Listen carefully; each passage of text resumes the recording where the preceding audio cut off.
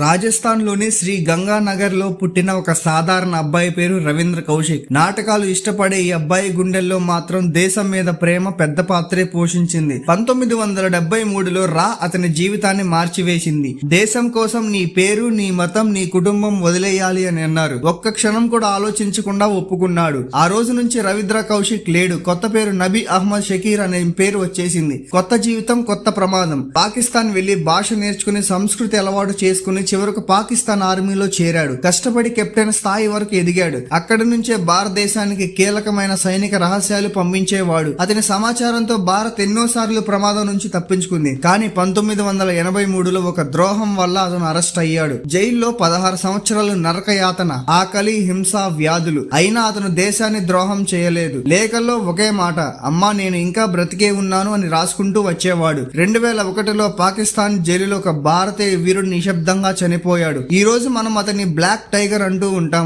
కొంతమంది వీరులు సరిహద్దుల్లో చనిపోతారు, మరికొంతమంది చీకట్లో దేశాన్ని కాపాడుతూ చనిపోతారు. రవీంద్ర కౌశిక్ అలాంటి పేరు లేని వీరుడు. ఇలాంటి వీరుడి కథ మీకు నచ్చినట్లయితే లైక్ చేయడం మాత్రం మర్చిపోవద్దు.